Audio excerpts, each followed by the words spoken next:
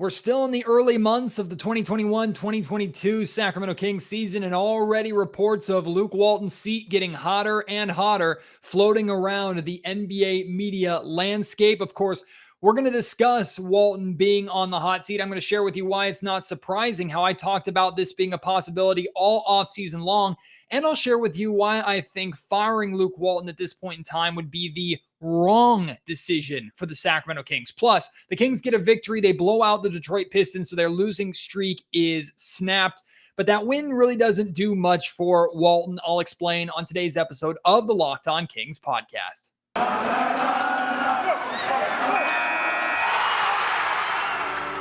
You are Locked On Kings, your daily Sacramento Kings podcast, part of the Locked On Podcast Network, your team every day. And now, ladies and gentlemen, it is that time for another episode of Locked On Kings.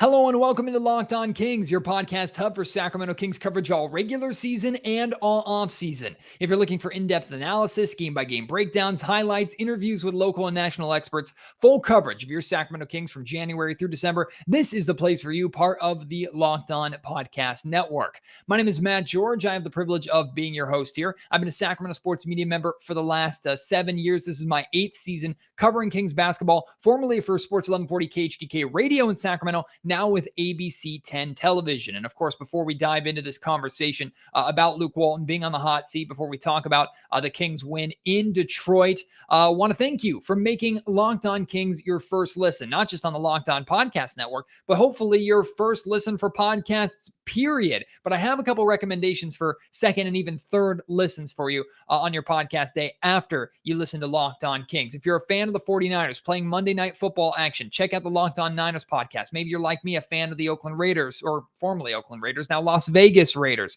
You can catch your boy Q hosting the Locked On Raiders podcast to follow everything that's going on with them. Maybe you're also in baseball an A's fan like me, and maybe you're just as frustrated with the A's as I am and the possibility of them trading away all their good players after losing manager Bob Melvin. The Locked On A's podcast has you covered. Or if you're looking for more national NBA coverage, check out the Locked On NBA podcast. So many great podcasts for you to check out here on the Locked On Podcast Network. I encourage you to make them your second or third listen, but make sure Locked On Kings is still your first listen every single day. Let's dive into this conversation about Luke Walton, because no matter what happened in this Detroit Pistons game today, Luke Walton was going to be the focus. And if you missed it, a report came out from The Athletic from Sam Amick and Shams. Now, if you're not too familiar with who Sam Amick is, he's formerly with USA Today, but actually started his career in Sacramento, lives here in Sacramento, has his family here in Sacramento. So for a national reporter, he's very well connected with the Kings organization. Out of all national reporters covering the Kings, Sam is probably the most trusted source. Now, of course, there are a ton of great trusted sources of local reporters here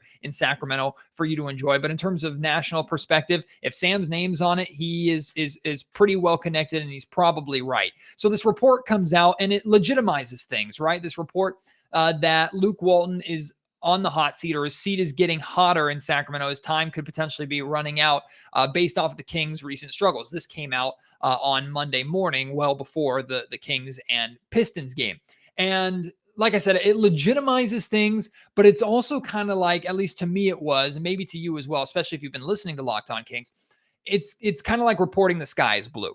Like, it was very implied. It was very obvious, maybe. It was expected, let's say that Luke Walton's job and Luke Walton's seat was going to get hotter as that losing streak continued and as those bad losses to bad teams continued to pile up. I mean, I've been saying it since last offseason that Luke Walton's job completely depends on this season, that if Luke doesn't make the playoffs, he's more than likely gone. Maybe if he makes the play-in and the Kings look good, he might be able to salvage his job, but even then, that's unlikely. He's going into his final year as a head coach next season, but NBA head coaches typically don't go into lame duck years without either knowing they're going to be back or knowing that their time is done. Very often, you don't see a coach their final year if teams don't plan on bringing them back. So this year was going to be really make or break for Luke Walton. And in my opinion, and in a lot of people's opinion, this is Luke Walton's real last chance as a head coach here in the NBA. And he struggled, honestly, to this point. Now, this is only his second technical head coaching job. Struggle with the Lakers, his struggle with the Kings here. His best years as a head coach was when he was just filling in for Steve Kerr as a lead assistant with the Golden State Warriors when Kerr was having his back problems. But this report shouldn't surprise anybody. I also said that if the Kings at any point this season go on a long losing streak, it probably wouldn't even get to 9 games like the Kings had 2 9-game losing streaks last season. If the Kings go on a long losing streak at any point, I think Luke Walton might be fired pretty much on the spot.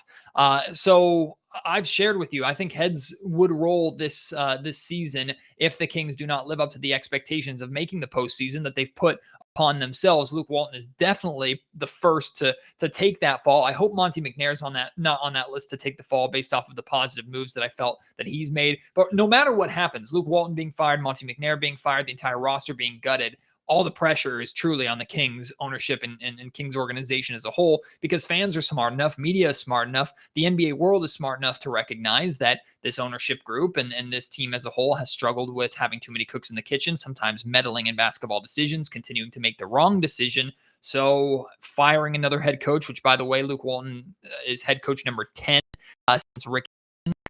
He's head coach number 5 in Vivek Ranadive's tenure as an owner in Sacramento. So all that stuff weighs up. So the pressure is not just on Walton. The pressure is not just on McNair. The pressure is on Vivek and Kings ownership to really get this right. But coaches are fall guys. The coaches, it's a lot easier when a team is struggling, if you need to make a change, to get rid of the coach, one guy, versus getting rid of a bunch of players. But I don't think that coaching is the main problem. I almost said major problem, but coaching could be a major problem. I don't necessarily see it as that yet. I think it's a significant problem, but major, as in the biggest problem on this Kings team, is head coach Luke Walton. I disagree with that. Really, with the exception of Mike Malone and maybe to some extent Dave Yeager, all of the coaches that have come through Sacramento since Rick Adelman have really struggled, and a lot of it has to do with not really having enough time to establish their culture. Now, culture issues have been a major problem here in Sacramento during this 15-year playoff drought, and it's very difficult to fix that when you have a different guy at the head of your bench every other season or every 2-3 years. So the continuation of that pattern by firing Luke Walton here in the early parts of this season, to me, only makes things worse. It doesn't really make things better. Now, to be very clear, I'm not saying you just be complacent with poor coaching. If you really truly believe, and I'm talking like Monte McNair and the Kings organization, if you really truly believe that Luke Walton is the issue, Luke Walton is holding this team back, that Luke just can't figure out how to utilize this, what we all believe to be very talented roster. This is probably the most talented roster that the Kings have had since the mid 2000s. Really, truly, truth be told, the amount of talent that's on this roster, the Kings should be better than what they are. And maybe Luke Walton just is not smart enough as a head coach to figure out how to utilize that. If you truly believe that, then make this decision. Don't hold on to the guy for financial reasons, or hold on to the guy because you're afraid to continue that pattern. That's not what I'm saying at all. But with the amount of coaches that I've seen come through here in Sacramento, I'm hesitant to believe that another coaching change mid-season, not even mid-season, early season, is going to make that big of a difference. But I told you that I thought this was very possible. And if a losing streak got anywhere close to 9, that we were going to not just start to hear these rumors that we might see the axe fall pretty quickly. But a coaching change just really doesn't do it for me here. I'm not convinced that Luke Walton is the reason why this Kings team is struggling as much as they are.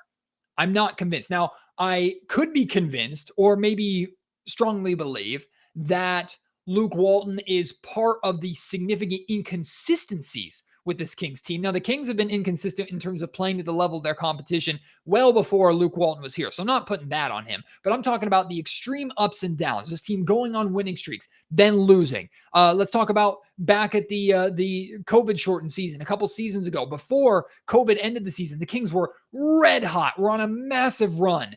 And then they go to the bubble and they look terrible.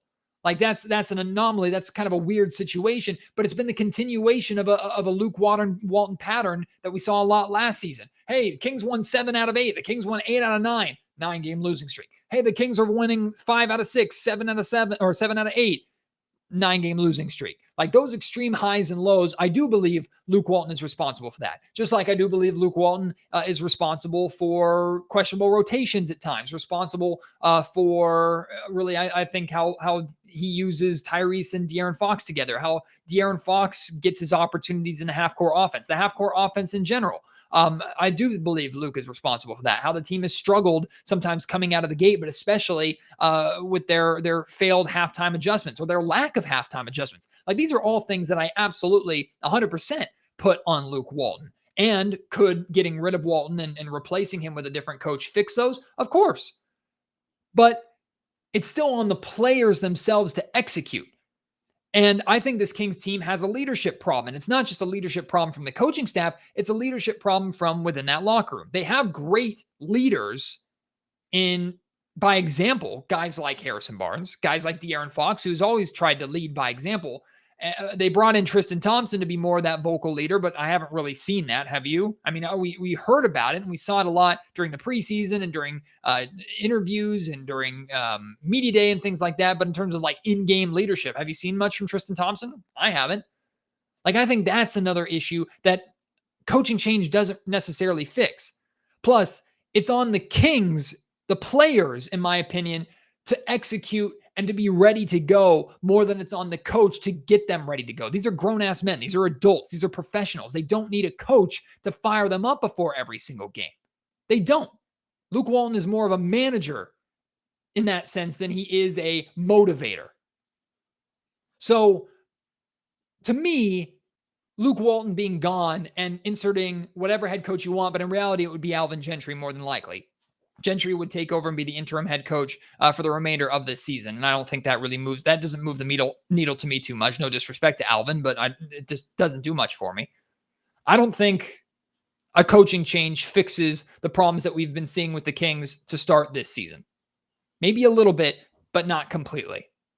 And truth be told, I think it would be also a dumb decision for the Kings to fire Luke Walton early on in the season, especially after committing to the guy in the offseason. That makes Monte McNair look really bad, even if Monte was forced in that decision financially. That never came out, but we do know the effects that COVID-19 had on the Sacramento Kings organization, as it did on every NBA organization. We know for a fact, or at least I know for a fact, that Kings minority owners have complained and been frustrated and have been tired of paying multiple head coaches at the same time and don't want to continue doing that. So there have been financial reasons to keep Luke Walton along.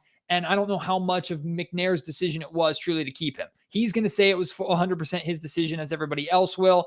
All we can do is really take them at their word, but there's always been that skepticism in the back of my mind. But regardless, you committed to the guy this offseason when you had an entire offseason to execute a coaching search with candidates out there. You chose not to. You chose to commit to the guy. You said he is your guy. That's great. That's fine. You can't rescind that 13, 14 games into the season because of a 4-game losing streak, even if those 4 games were very difficult to watch and got me as fired up as I was on my most recent podcast over the weekend. Like, you can't do, or on Friday, you can't do that. I think it's a terrible look for the organization. It's terrible for the team. It doesn't help the team. To me, it's really simple. Luke Walton knows that he is coaching for his job. If the Kings make the playoffs, he'll get another contract. If the Kings make the play-in, he might. If the Kings miss the playoffs, he's done. I think you give Luke Walton the season unless this Kings team completely falls out of it, they completely fall apart, and the team quits on Walton. That's when you make a midseason change. But when you're before the Detroit game, 3 games under 500, even if you're coming off of 4 bad losses, blowing an 18-point lead in Oklahoma City, that to me is not the time to really consider pulling the trigger on firing Luke Walton. But that's just my opinion on the situation. And truth be told, with this game in Detroit tonight, there wasn't much that could have happened to positively help Luke. And there was still not that much. There's a little bit more negative that could affect than positive, but not that much to affect a drastic decision. Now, if the Kings had gone into this game and been blown out and embarrassed by the Pistons, and the team clearly quit on him, maybe we see Luke Walton get fired on Tuesday. Maybe. But that, one, didn't happen, and two, that still feels like a stretch. That feels like a knee-jerk reaction for this Kings team. I know a lot of fans some fans who were very vocal on social media might have been rooting for that. There was not much chance of that. But as we transition here into talking about the actual Kings win in Detroit over the Pistons, there wasn't much from this game that really helps Luke Walton or makes his seat any less cool, or any less hot, I should say, any more cool, other than the Kings snapping that 4-game losing streak.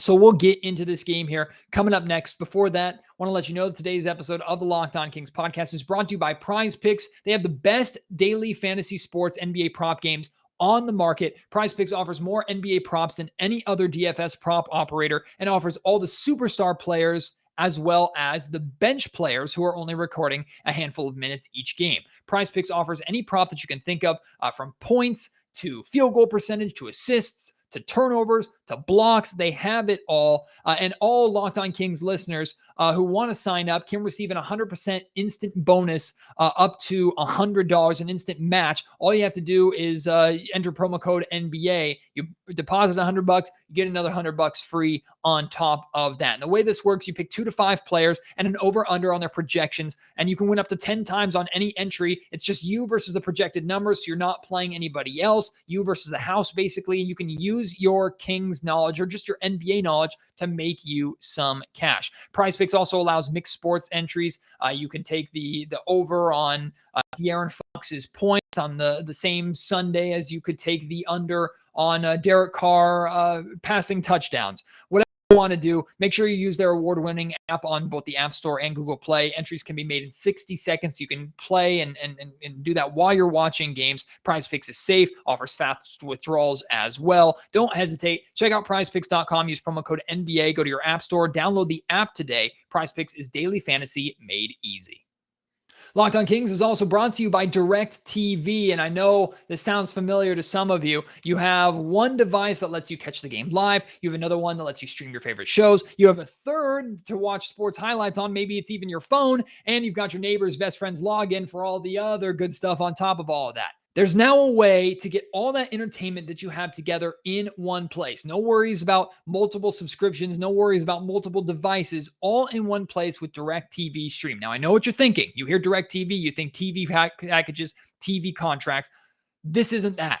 The TV contracts are gone. This is still cord cutting. You're using a DirecTV service, but you're not obligated over the course of a year or two. You can cancel at any time. It brings your live TV and on-demand favorites together like never before, so you can watch your favorite sports, movies, and shows all in one place. That means no more juggling remotes, no need to buy another device ever again. So it saves you money. Get rid of the clutter, get rid of the confusion, get your TV together with DirecTV Stream. You can learn more at directtv.com. That's directtv.com. Compatible device is required. Content varies by package. The losing streak is over. The Kings blow out the Detroit Pistons 129-107. But like I said earlier, I don't know how much this game helps Luke Walton, truth be told. And there were certainly positives from this game. I'm not trying to undermine what Walton and the Kings were able to accomplish. They snap a 4-game losing streak. That's always a positive. You win on the road. That's always a positive, regardless of who you play. And I talked about on the last podcast how the Kings can't afford to go into any building thinking they're better than anybody. This Pistons team is really bad. Really, really bad. But the Kings didn't necessarily play to their level at any point in this game, and that is encouraging. So I'm not trying to take that away from, what a low bar, that being encouraging. I'm not trying to take that away from the Kings, but this Pistons team is really bad. Like really, really, really, really bad. The Kings did some good things, but I put more on their accomplishments from this game, their statistical achievements in this game. I put more of that on the Detroit Pistons being a bona fide G League team. And I'm not trying to be disrespectful saying that. Truly, I look at this team. I like Jeremy Grant. Of course, Cade Cunningham, the number 1 overall pick. He's exciting. Killian Hayes, their pick last season. There is talent on this Pistons roster, but they're clearly not there yet. Clearly not there. It's like Cade Cunningham, Grant, Sadiq Bey, Killian Hayes, and then a bunch of just leftovers. So this Detroit Pistons team, they're trying to figure it out. Dwayne Casey's trying to build something in Detroit. This team is at rock bottom. They don't care about losing this year. They're probably going to add another top 5 pick to Cade Cunningham and Killian Hayes next year. So that's fine. That's fantastic. Good for them. They're really, really bad right now. And the Kings took advantage of that.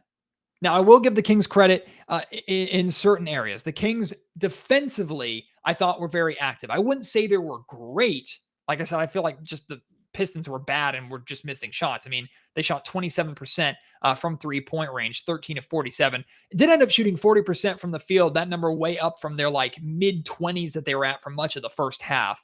But the Pistons, they just very poor offensively in this game. And the Kings were active defensively, active with their hands, rotating hard, closing out. You could see DeAaron Fox take on the assignment of staying in front of Cade Cunningham. Tyrese Halliburton did a good job. Like defensively, the Kings gave enough effort and played aggressive enough to disrupt the Pistons, and that led to this terrible shooting performance. So kind of split 50-50. 50% is on the Pistons being bad, and 50% is on the Kings playing with a good defensive effort. I thought DeAaron Fox and Tyrese Halliburton had a really, really nice game together. And you're going to hear in just a second both Luke Walton and Tyrese Halliburton speaking. I have some clips for you. I spoke with both of them after the game, and I even asked Tyrese about his chemistry with DeAaron Fox, because we've heard about these chemistry issues, and Tyrese hasn't taken too fondly to that. And the Kings starting backcourt tonight combined for 36 points. It's nice to see both of them have a good game offensively scoring. But in addition to that, they combined for 19 rebounds, 17 points and 10 assists, a double-double for Tyrese Halliburton, 19 points, 9 assists for DeAaron Fox. Fox also had 3 steals. Tyrese had 2. Tyrese had a block shot. The Kings got 6 rebounds from Fox, a couple from Tyrese. So both of them were very, very active. They did a good job. And not surprising, when the Kings win, they do it as a team. 6 players in double-figure scoring. Buddy Hield led the team in scoring off the bench with 22 points, went 6 of 10 from 3-point range. He had a game winner, was it last season or 2 seasons ago in Detroit? So he liked playing in the Motor City. He's got good memories there. So he has full confidence wherever he goes shooting the basketball, but especially a little extra special there in that Little Caesars arena. So it was nice to see Fox and Halliburton combining for a positive performance. We need to see that more often than not this season. The two of them have struggled together, or one has had a good game and the other has struggled. Fox's best game was when Tyrese was out and the Kings got blown out in San Antonio. So we need to see more of that. Like I said earlier, that's on Luke Walton. And I need to see more for DeAaron Fox in the half court. Like looking at DeAaron Fox's half court offense, I don't know how much I blame him, because it doesn't look like the Kings really run anything for him. And if they do, it's extremely basic. Now, I talked on last podcast about how basic and boring and easy to defend the Kings half-court offense is. That's a major problem this year. But I think this has a lot to do with DeAaron Fox's struggles, because Fox is not shooting the basketball too well right now, especially deep from 3-point range or long twos. Teams know that. So every single time anybody sets a screen for DeAaron, teams are going underneath that screen. They're not going over the top. They're daring Fox to shoot it. And right now that gamble is paying off for them. So as they continue to do that, Fox has struggled more and more to get to the rim, to get those looks around the rim that he normally gets. He's dealt with a lot of physicality around the rim that's no longer a foul this season. Maybe it was a foul last season. We're seeing him settle for a lot of mid-range step-back jumpers because teams are going under screens. The Kings, I think, need to do a better job drawing up more than just a single pick to get Fox going in the half court. Now, Tyrese thrives in the half court because Tyrese is a very crafty ball handler, high basketball IQ. And I'm not saying DeAaron Fox isn't, but Tyrese operates in the half court trying to pick apart a defense and find the open man. DeAaron operates in the half court trying to find his shot. And that's what the Kings need from DeAaron Fox. He's not a first point guard. And he never has been. He doesn't need to be. He still can have a game like tonight where he has 9 assists, even when he's looking to score first. But the half-court offense needs to be better. And Luke Walton and the Kings need to find a better way to optimize their best player offensively in the half court, because they don't do it very well. It's either single picks and it doesn't go anywhere, or isolation. And Fox has struggled shooting the basketball right now, so that's why he really has not gotten going so far this season. But overall, I thought Fox and Halliburton tonight had a very, very nice game. Marvin Bagley played in this game. Only his second game this season. He played in the home opener against the Utah Jazz when Mo Harkless was out with injury. In this game, Mo Harkless was available, but the Kings elected not to play Mo Harkless or Terrence Davis. The Kings decided to play Marvin Bagley with Tristan Thompson off of the bench. You're going to hear Luke Walton talking about why he made that decision. It has a lot to do with rebounding. He was fine. I couldn't point to anything that Marvin did specifically where I was like, wow, that was amazing. He had 7 points, 3 rebounds. That was basically it. The best compliment I can give him is that defensively, he didn't look lost. He was fine defensively, made a couple of decent defensive plays. So, okay, Marvin Bagley played in this game. And I also don't think it's a coincidence necessarily that Marvin played against the Detroit Pistons, who, if you didn't know, there have been reports swirling around that the Pistons are one of the biggest suitors potentially for Marvin Bagley in a trade. So was this also maybe a little opportunity for a Marvin tryout for the Pistons to get a direct look at him in person? Who knows? But with how bad this Pistons roster is and how much they need help size-wise, Marvin Bagley, if he gets traded and starts in Detroit, he'll still struggle. But if he stays healthy, he might be able to average a double-double just by the amount of touches and amount of opportunities he'll get alone on this bad team. So I don't think that's a coincidence. Maybe Bagley was trying out for a potential new team. Who knows? But coming up next, you're going to hear Luke Walton talking about why he played Marvin. You're going to hear Luke Walton talking about this win. I think he also is asked and addresses a little bit of the hot seat report. And he talked about that more pregame than he did postgame. And you're going to hear Tyrese Halliburton talk about the team's relationship and his personal relationship with Luke Walton. You're going to hear Tyrese talk about, like I mentioned, his chemistry on the floor with DeAaron Fox. That's all coming up here in just a second. Before that, though, I want to let you know today's episode of the Locked On Kings podcast is brought to you by Built Bar. I love Thanksgiving, all the good food, all the treats, and there's plenty of them, but maybe you want a yummy dessert that isn't so full of calories and isn't so full of sugar. It's the perfect time for Built Bars. Built Bars, the new holiday dessert. You can feast on something delicious and feel good about it. One slice of pie has upwards of 300 calories, and truthfully, that's on the low end. Most Built Bars are only 130 calories and only 4 grams of sugar with plenty of protein. You can replace a coconut cream pie this holiday season with a coconut Built Bar, or go for a raspberry Built Bar instead of raspberry pie. There are a lot of good flavors to replace any pie. They're low calorie, low carbs, low fat, high protein, covered in 100% chocolate, and of course, they are delicious. Built is a great option for when you're hungry. If Thanksgiving isn't coming soon enough, even though we're just over a week away, you can order a box right now and get them before Thanksgiving. Plus, keep an eye out for great Black Friday deals on Built.com for you to really get some good savings and order boxes of Built Bars. But you can also get a great deal right now simply by using promo code LOCKED15. You'll get 15% off at Built.com. So go order a box today, pick your favorite flavors, or get a mixed box to try all these flavors out. Again, that's promo code LOCKED15 for 15% off at Built.com. Here's Sacramento Kings head coach Luke Walton. Hey, Luke. With the win tonight, was it a way to maybe correct a lot of ills that you guys have been experiencing? Like, what can just maybe this one game kind of do for you guys?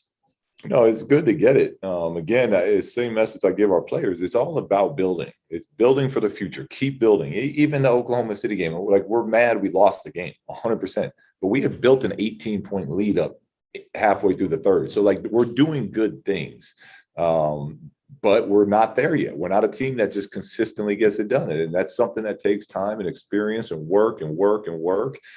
Tonight, we did a much better job of building a lead and then holding a lead. So it definitely feels good to get the win. But more importantly, I thought we got better tonight. We took another step forward in the direction we're trying to go. Yeah, Luke, you talked about the 32 assists. Just how much did you guys need to see the ball move like that? It's been a little while, and it's been a little sticky for a while.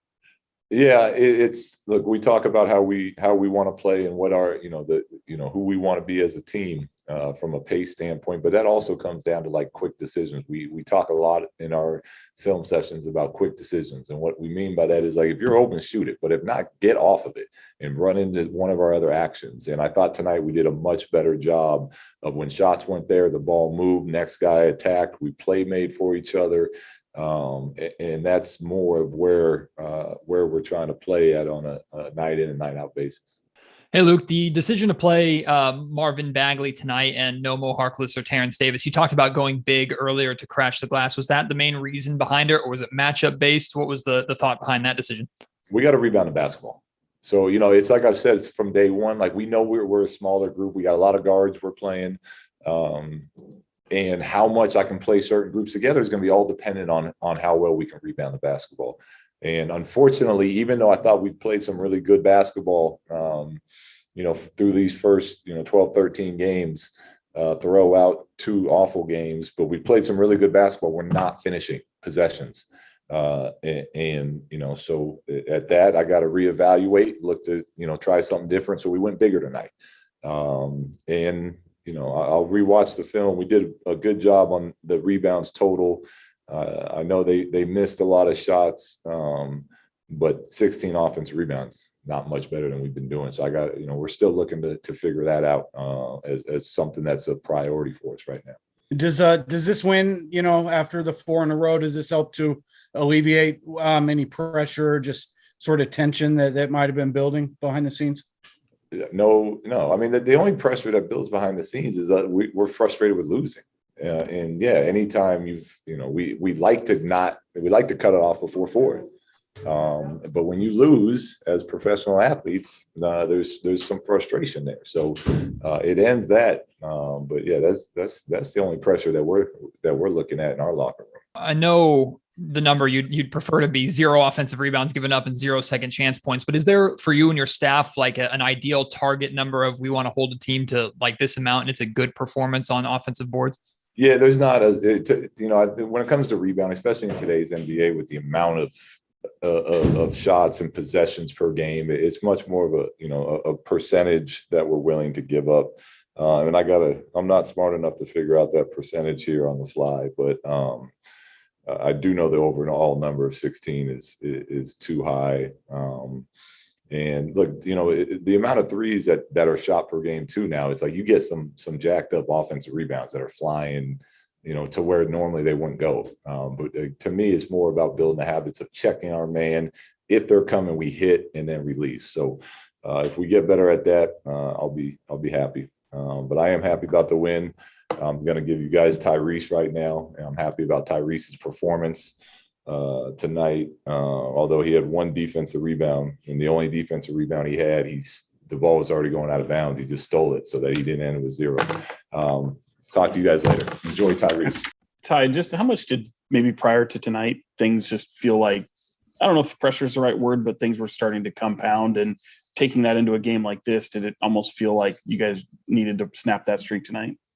Yeah. I mean, it was not to say, I mean, I don't want to put so much pressure to say like, oh, it's a must win, but I mean, it is, I feel like every game we you want to come out and win, and, feel like we had to, snap this little losing streak we got going on so we could finish the road trip the right way.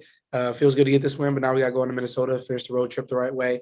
Because, we've already had 2 long road trips, and a lot of December is, a large homestand. So, you're just hoping that, we're trying not to get under 500. We've done that this year already a couple times, but, now we're just trying to get back and take it 1 game at a time.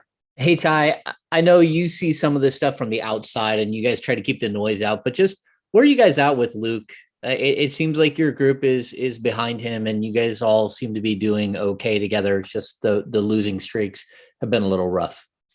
Yeah, I mean, as our coach. So, we're coming out here, playing for each other, all as one team, and he's, the coach, the leader of our team. So, we got his back, just like he's got ours. So, when you say where are you at? I mean, it's my coach. We have a good relationship, get along well. So, I got his back. Hey, Tyrese, I know you've been asked before about your and DeAaron Fox's on-court chemistry. 36 points between the two of you tonight, 19 assists between the two of you. Can you just speak to, in nearly identical minutes, this kind of performance between the two of you, how versatile this team is when both of you are scoring and distributing at the rate that you guys were? Yeah, I thought we both played well. I don't think either of us or anybody here feels like we have a chemistry issue. I feel like I was asked that question last game, and I feel like it's a non-existent thing. It does not exist. But yeah, I mean, I don't really have to say much. You guys read the box score and tell me how that chemistry issue is looking. Ty, the energy and the effort was really strong, like from the outset tonight. Is there an element of, you mentioned you having your coaches back. Was there an element of that tonight, just sort of showing and playing hard for your coach? I mean, we're just playing basketball, I don't think we're not really listening to outside noise or anything like that. We're just worried about, ourselves internally. And, we understand that we got to be better, so we just want to come out here and get a win. So you've heard from Walton and Halliburton. Now I want to hear from you, your thoughts on this Kings win against Detroit, but more specifically, your thoughts on Luke Walton. Are you one of that group that wants to see the Kings move on from Walton? And do you believe that it could have an immediate positive effect? If so, let me know why. I'm down to hear it. At Matt George Radio at Matt George Sack, on Twitter. You can email me, mattgeorgesports@gmail.com, or leave your thoughts down in the comment section down below. If you agree with me, but maybe I didn't present your argument, or if you just want to discuss both sides, let's talk about it. I would love to hear your thoughts on the potential of the Kings moving on from Luke Walton. I personally don't think he's going anywhere. I think Luke Walton will finish out the season here in Sacramento, but it doesn't surprise me that hot seat rumors and reports will pick up if the Kings do continue to struggle. So want to hear your thoughts on tomorrow's Locked On Kings podcast. I'm hoping to do a kind of a mix of a preview of the Kings and Minnesota Timberwolves on Wednesday, maybe continue this conversation on Luke Walton and everything that's going on with Luke Walton, any new information that comes out. So I hope you will tune in for tomorrow's Locked On Kings podcast. I appreciate your support as always. Until then, my name is Matt George. You have been listening to Locked On Kings, part of the Locked On Podcast Network.